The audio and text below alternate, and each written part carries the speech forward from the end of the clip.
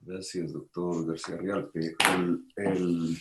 Estuvimos hace 2 días con el presidente de Ecopetrol, que creo que está presente, en un debate en la Comisión Primera, alrededor de un negocio que desde el año 2018 viene realizando Ecopetrol en asocio con la Oxy, en un campo petrolero al sur de los Estados Unidos, en su valle más petrolero, y con utilización no convencional, es decir, con fracking. En este negocio en el cual Ecopetrol ha invertido 750 millones de dólares, la Oxy nada, a pesar de que Joint Venture. Hasta ahora, creo, se han recogido a la fecha unos 2 millones de dólares en utilidades, con un enorme riesgo de pérdida total, dado que su socio, Oxy, ha visto caer sus acciones de $80 en el 2018 a $13 en la actualidad. Y continuamente, porque se ha sacado la excusa de que es la pandemia solo ha agudizado ya una tendencia que venía en el 18. Lo mismo ha ocurrido con Ecopetrol. Las acciones en pesos colombianos valían 4.000 pesos hacia el 2018. Hoy valen 2.200, casi la mitad. Es decir, la empresa se ha desvalorizado casi en un 50% en pesos. Si se aplicase eso en dólares corrientes, la desvalorización es mucho mayor, dado que se está contando en los últimos meses con una desvalorización del peso muy grande. Si fuese en dólares, la caída del valor de la empresa Ecopetrol en dólares, que mide las reservas, digamos, certificadas, fundamentalmente es un desplome. Es un desplome y allí está básicamente buena parte del patrimonio colombiano. Su socio privado mayoritario es el JP Morgan y le siguen los dos fondos de pensiones, Protección y Porvenir, pero en cuantías que son marginales para el total de la propiedad estatal. Y entonces aquí viene una pregunta. Primero, si es cíclico, porque generalmente cuando se habla de este tipo de cálculos, etcétera, entonces siempre acudiendo un poco al pasado reciente, se dice que esa es una variación cíclica porque ha tenido el petróleo épocas de precios bajos y de precios altos. Y aquí es donde viene mi crítica y lo que quiero señalar en este nuevo debate a los que están interesados en este tema. Y es que pienso que ya esto no es cíclico, que ya estamos ante una caída de largo plazo del valor que representa el petróleo, y podríamos agregar el carbón, podríamos agregar el gas y podríamos agregar los biocombustibles en el mundo.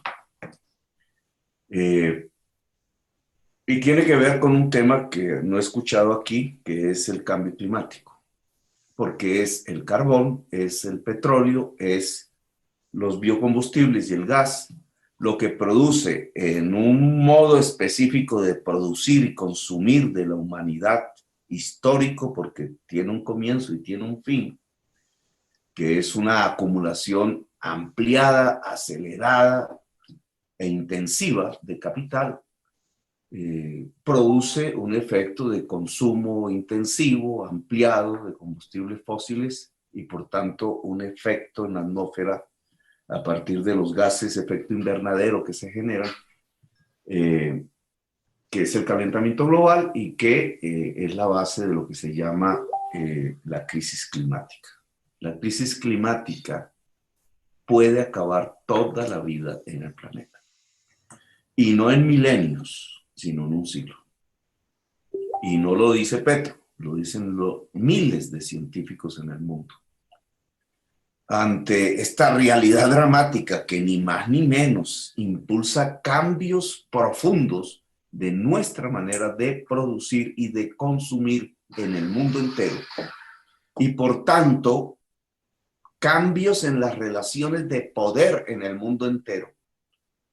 No solamente de los países que se han apropiado de la extracción del petróleo, muchas veces por vía de la guerra, sino también de los grandes capitales que en el mundo tienen como origen la industria automotriz, la industria aeronáutica, la industria extractora de petróleo, de comercialización de petróleo, de refinación de petróleo, concomitantemente la del carbón, un mundo político que allí subyace, que no necesariamente tiene calificativos de derechas. Allí están las dictaduras árabes, también los populismos árabes, allí está Trump, allí está Maduro, todos en la misma intención de mantener una economía que a todas luces ya luce moribunda, lo que yo he denominado la economía fósil. La economía fósil que si permanece puede acabar con toda la vida y por tanto con la especie humana en el planeta. Si ese análisis que acabo de hacer es cierto, entonces, ¿qué pasa con Ecopetrol? ¿Qué pasa con el Cerrejón? ¿Qué pasan con los trabajadores petroleros y el Cerrejón? ¿Qué pasaría con las finanzas públicas de Colombia? ¿Qué pasa con el modelo de desarrollo de Colombia? Pues creo que tenemos digamos, no solamente como dice el Papa Francisco, el principal problema de la humanidad enfrente, sino también la discusión crucial que hay que dar en Colombia. Frente a esta realidad que muestra la ciencia fehacientemente ha aparecido, pues una serie de corrientes que yo llamo negacionistas. Esas sí muy afincadas en la extrema derecha norteamericana, pero el negacionismo consiste en tratar de adormilar la opinión pública mundial y quienes gobiernan bajo la tesis de que esto que acabo de mencionar, la crisis climática, no existe. A científicos irracionales, con más o menos de la misma calidad de los que niegan las vacunas o de los que niegan la existencia del virus actual. El virus actual tiene una raíz necesariamente, como los últimos virus y como los que vendrán en manera cada vez más intensa y numerosa, en esto que se llama la crisis climática o en la irrupción del mercado sobre la naturaleza y su destrucción. Es el mercado el que genera, la culpa no es del virus, es del mercado que pone ese virus en contacto con la humanidad. El negacionismo tiene unas facciones un poco más decentes, llamémoslas así desde el punto de vista intelectual, que es entenderlo, saberlo, incluso aceptar de su existencia, pero verlo como algo remoto, como algo ajeno a nosotros, como algo al cual no hay que ponerle cuidado. Se acepta que existe, pero seguimos igual. Y es como funciona en Colombia. Colombia, como todos sabemos, depende exclusivamente, pues dependía en los últimos 25 años de sus exportaciones de carbón, que es uno de los principales exportadores del mundo, y del petróleo. En esto nos parecemos similar a la economía venezolana. Cambiamos un mundo productivo, que era el del café en el siglo XX, por un mundo extractivo, extraer lo que hay en el suelo por azar y vivir de ello, con lo cual pasamos de ganancias productivas y de una cultura del trabajo a una cultura rentística, es decir, de traslados de riqueza vía precio alto del petróleo y del carbón del mundo hacia nosotros, que es similar económicamente y yo diría que culturalmente de vivir de las rentas, por ejemplo, de la prohibición de la cocaína, que es una transferencia de riqueza del mundo consumidor de la cocaína hacia Colombia gracias a que esta droga está prohibida. Es decir, Colombia se volvió rentística. Y de ahí la profundización de su violencia, el raquitismo democrático, del raquitismo productivo, del raquitismo del saber y de la investigación de la universidad, etc. Entonces, en medio de esta pandemia y con Ecopetrol al frente, ¿qué deberíamos hacer, en mi opinión? Que lo propuse en la campaña presidencial del 2018, antes de la pandemia. La pandemia solo es una excusa para analizar bien este problema. Colombia debe transitar, eso implica un periodo de transición, por definición, de su economía fósil hacia una economía descarbonizada, incluido su matriz de exportación, incluida su matriz energética, tanto conectada como de uso, que nos abre unas inmensas posibilidades, porque al hablar de economía descarbonizada necesariamente tenemos que hablar de energías limpias, necesariamente tenemos que hablar de fibra óptica y conectividad, necesariamente tenemos que hablar de universidad extendida para toda la juventud, necesariamente tenemos que hablar de agricultura e industrialización, pero bajo las condiciones nuevas del siglo XXI, que es descarbonizada. Podemos usar incluso la tasa carbón, que es un instrumento para tratar de desestimular el uso del carbón y del petróleo en nuestras importaciones, midiéndolas y proteger de importaciones la producción de alimentos y la industrialización de Colombia. Bueno, pero digamos, todo este tema tiene que ver directamente con Ecopetrol. Porque si ponemos a Ecopetrol, y yo hablaría lo mismo del Cerrejón y de todas las minas de carbón del Cesar y la Guajira, ante esta realidad, con una gerencia que la tuviera en cuenta y una presidencia de la República que no negara esta realidad inminente, entonces la salida no es la venta de Ecopetrol, que solamente tiene una visión coyuntural. ¿Saben por qué? Porque nadie la compraría. Tanto se ha desvalorizado el capital petrolero y carbonero en el mundo que ya no vale. Por eso el barril de petróleo llegó a estar a cero. Y por eso las acciones de Oxy hoy valen $13 cuando valían hace 12 años, hace 2 años, 80. Venderla en este momento sería casi regalarla. Y creo que sería absolutamente ineficaz. Los dueños del Cerrejón están buscando cómo irse del país. No encuentran comprador del Cerrejón. No encuentran. En cualquier momento dejan estirada la mina y a sus trabajadores.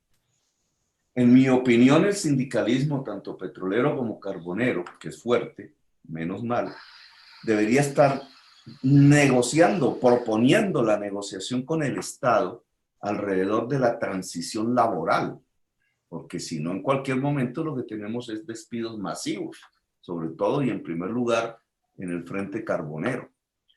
Y la política más racional que hoy se podría utilizar y que no la veo en Ecopetrol es la transición de la empresa, la reconversión de la empresa. Desde la empresa petrolera, que hasta ahora ha sido y que es producto de una lucha de los obreros en el 48, hacia una generadora de energías limpias, que básicamente en Colombia y en América Latina tiene que ver con el sol. Eso no es fácil porque es una reconversión laboral, misional, de experiencias, de saberes que no están acumulados, porque se acumularon fue alrededor del petróleo, pero implica básicamente que el fondo de inversiones que aún tiene como rentabilidad Ecopetrol durante unos 3 o 4 años sobrevivirá. Las regalías ya van a caer a cero, por eso García Rialpe, esa discusión de la clase política tradicional sobre las regalías se vuelve inocua, porque no va a haber más regalías en realidad.